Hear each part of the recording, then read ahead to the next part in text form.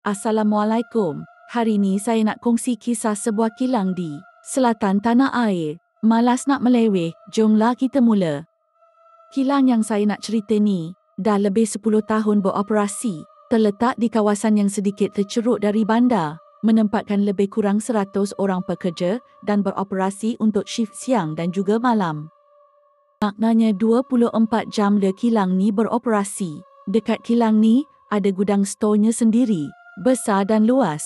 Ada banyak rak untuk letak kotak-kotak hasil dari output production dan bersedia untuk dihantar pada customer. Yusuf merupakan store boy yang bertanggungjawab sepenuhnya pada gudang tu. Malam tu partner Yusuf cuti. Jadi Yusuf bekerja sorang-sorang pada hari itu. Sebab dah tahu diri tak berapa berani untuk duduk dalam gudang sorang-sorang. Jadi Yusuf selesaikan semua kerja pengiraan start lebih awal. Dalam pukul 11 malam, semua kerja Yusuf untuk hari itu dah selesai. Bila dah settle, Yusuf boleh duduk di office sambil menghadap komputer je. Tak perlu dia bersusah-susah masuk gudang lagi malam tu. Selesai kerja, Yusuf terus melangkah ke office gudang. Sunyi sungguh, malam tu memandangkan partnernya cuti. Kalau tidak, ada juga kawan untuk diajak berborak. Sedang asyik Yusuf menghadap komputer, loceng rehat berbunyi. Barulah Yusuf perasan, jam dah menunjukkan pukul 2 pagi iaitu waktu rehat mereka. Terus Yusuf bangun menuju ke kantin. Ramai rakan-rakannya yang lain juga berpusu ke kantin dengan tujuan yang sama, mengisi perut yang lapar. Oi, sorang ke hari ni? Siapa Ayub? Salah seorang senior production di kilang itu. Sorang le, membercuti pula. Dah le shift malam. Pisang betul aku malam ni, jawab Yusuf. Hati-hatilah kau tu. Kang tak memasal, ada membelain yang datang ganti. Seluruh Ayub sambil ketawa besar. Ah, dari melayan kau, baik aku makan. Lapar teruk ni, jawab Yusuf. Sambil menyuap makanan ke mulut, hati kecil Yusuf mendengus juga. Cabul betul mulut Ayub ni. Nak aje aku tenyihkan sambal ni kat mulut dia. Saja je nak tambahkan takut dalam hati aku. Selesai makan, Yusuf menuju ke kawasan merokok. Dicapai sebatang rokok untuk dihisap. Sudah dia lupa mengenai usikan Ayub sebentar tadi. Yusuf meraba handphonenya di dalam poket namun tak berjaya. Aduh, mana pula handphone aku ni? Tadi masa datang kerja elok je aku main game. Yusuf sambung mencari di semua poket seluarnya namun tiada. Tertinggal dalam office ni. Aduh. Ring. Loceng tamat rehat berbunyi. Menandakan jam sudah menunjukkan 3 pagi. Yusuf bergegas ke ofisnya. Dicari ke merata tempat telefon bimbitnya tapi tiada. Ya Allah, takkanlah aku tertinggal dalam gudang. Jadikan kerja betul nak pergi masuk gudang waktu-waktu macam ni. Apa benda lah? Nak tak nak, Yusuf terpaksa juga pergi ke gudang. Takkan nak dibiarkan handphonenya tak bertuan.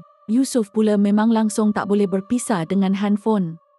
Apa salah dari tadi aku tak perasan handphone aku tak ada. Aduhai, bebel Yusuf dari dalam hati sambil kakinya perlahan melangkah ke gudang.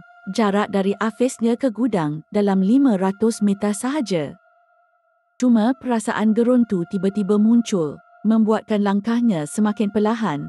Kawasan sekeliling pula sunyi. Kawasan production berada agak jauh dengan gudang.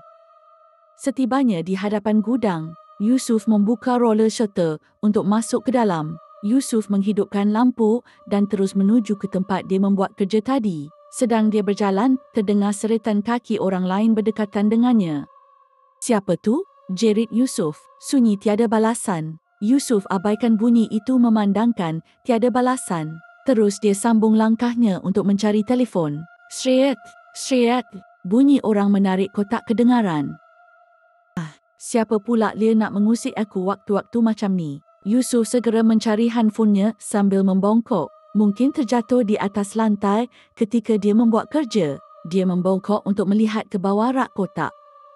Hais, kat sini rupanya handphone aku. Yusuf hulurkan tangan untuk mencapai. Terasa aneh, tadi rasanya dekat je handphone tu. Tapi bila cuba dicapai tak berjaya pula. Yusuf memanjangkan lagi tangannya, tapi gagal. Yusuf membongkok dan jenguk kembali ke bawah rak almari.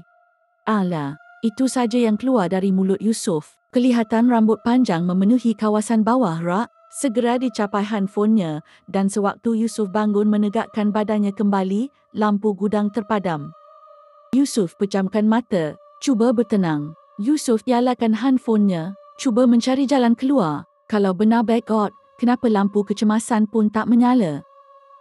Ini betul-betul ada yang mengusik aku.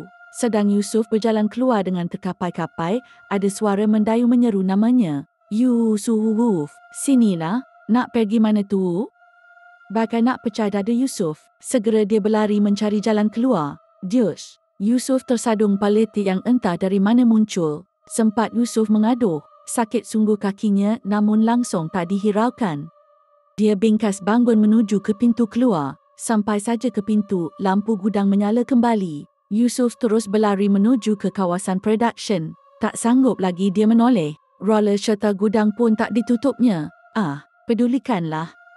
Yusuf demam 3 hari. Bila naik semula ke kerja, rakan-rakan semua sibuk mencari Yusuf untuk bertanyakan apa yang terjadi. Bersungguh Yusuf menceritakan apa yang berlaku. Tiba-tiba datang pakcik pengawal ke arah mereka. Kamu kena kacau malam tu? Soal Pak Idris kepada Yusuf.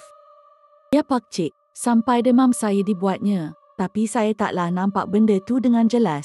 Saya cuma nampak rambut panjang dan dengar suara panggil saya je pakcik. Kalau lagi teruk kena sakat, sebulan agaknya saya demam. Taubat dah saya ni nak kerja malam sorang-sorang pakcik. Seluruh Yusuf.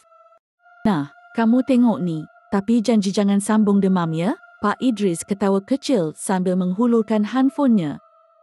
Yusuf dan rakan-rakan memandang video yang sedang dimainkan di handphone Pak Idris itu. Bagai nak luruh jantung Yusuf bila melihat video itu adalah dirinya ketika sedang meraba mencari handphone di bawah rak. Rupanya di belakang Yusuf ada makhluk besar berwarna hitam berbulu lebat sedang berdiri rapat dengannya. Dan rambut yang Yusuf nampak di bawah rak itu adalah rambut makhluk itu. Rupanya setelah Pak Idris mendapat tahu kisah yang Yusuf diganggu, Pak Idris terus mencari rakaman ceces di gudang itu. Dan ternyata Yusuf benar-benar diganggu dan bukan khayalannya semata. Sekian cerita saya kali ini. Terima kasih cerita seram rakyat.